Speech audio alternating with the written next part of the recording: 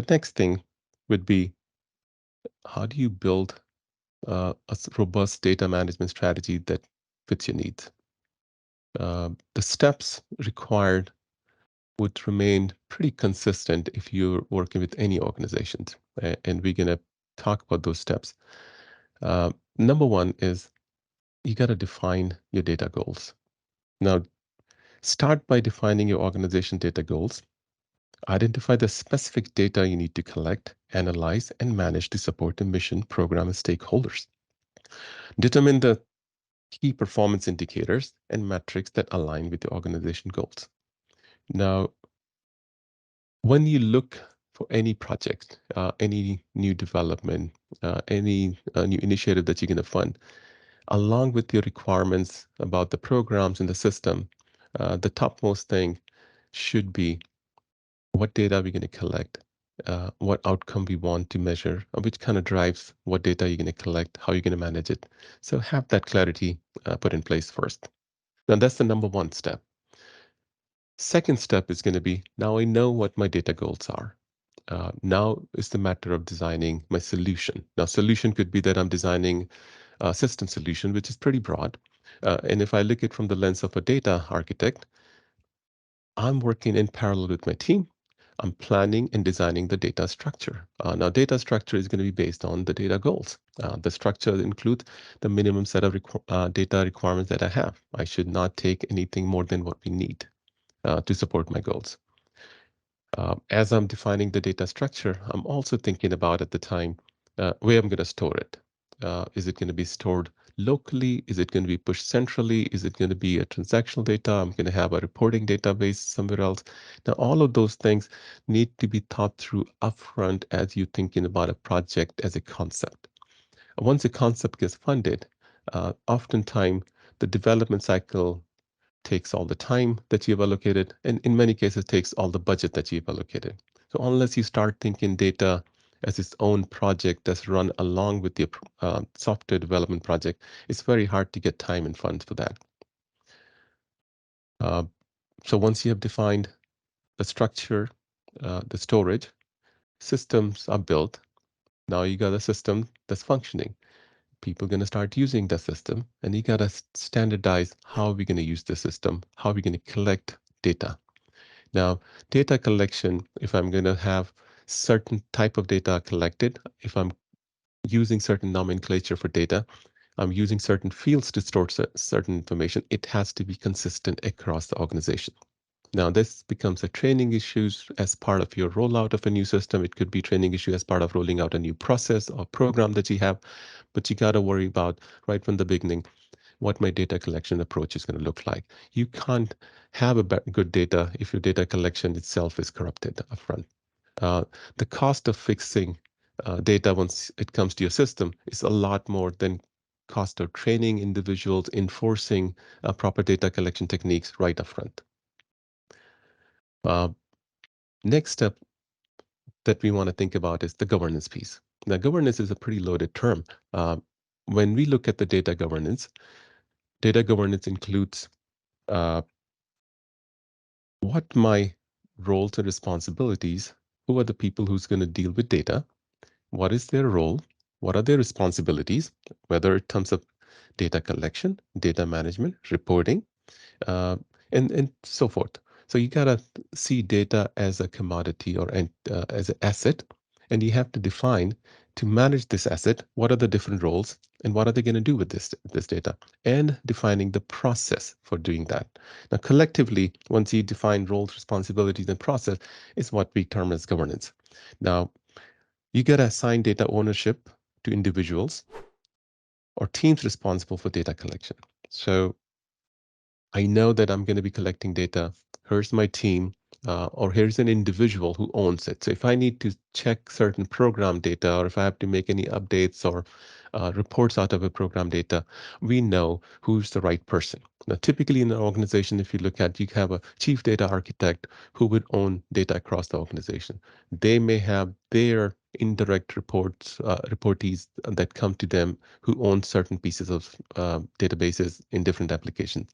But eventually, every application, every piece of data has an owner. We have a process on how the data is going to be inserted, managed, archived, deleted, and you got to have uh, once you start collecting data, your governance process defines how you're going to maintain it.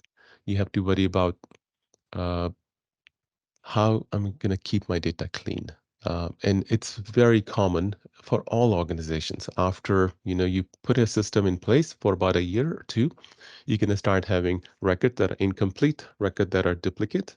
So you got to have more than just eyeballing the data, because that doesn't work when you have thousands and thousands record sets available to you. You have to have tools that are designed for keeping data integrity. You have tools that are designed for cleansing data, merging duplicates, flagging duplicates.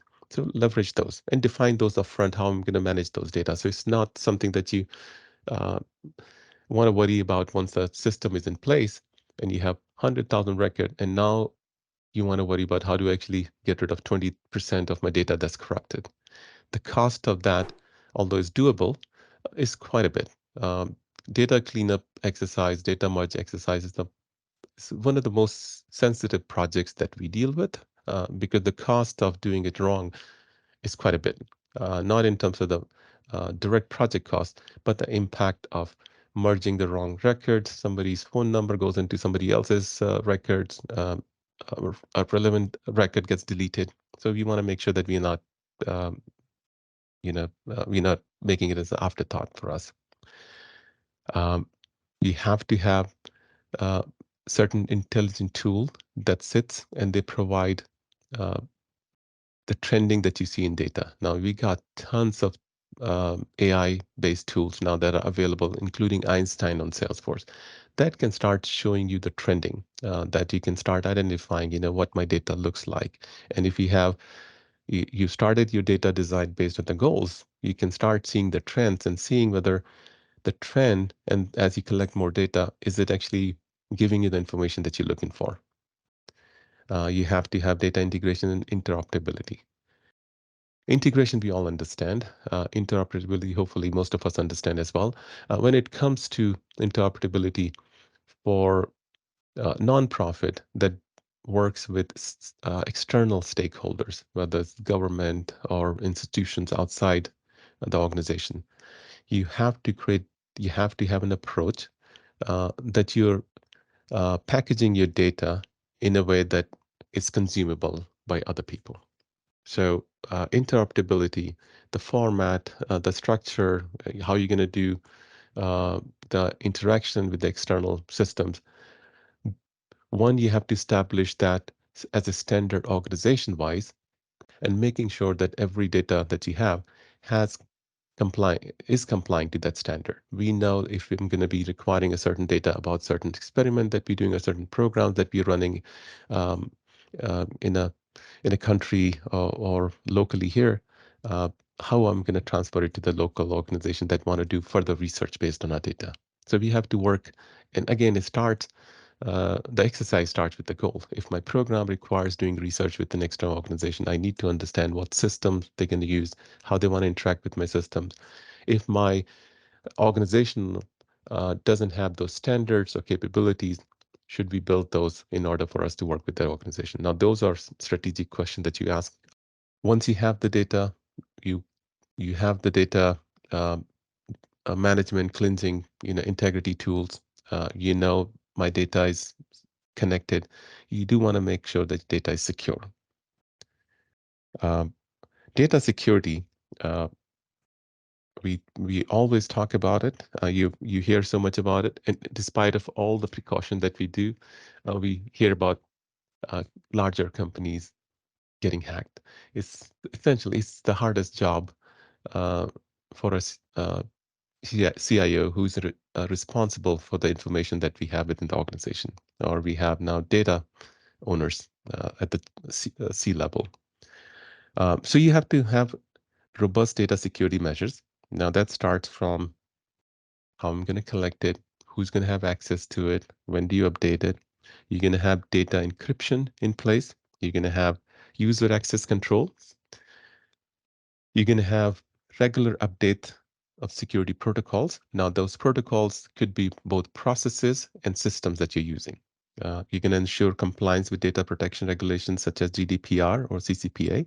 You're going to educate staff members about data privacy best practices and the importance of data security. Now, importance of data security, training our employees for data privacy practices is not a one-time activity. It has to be a program.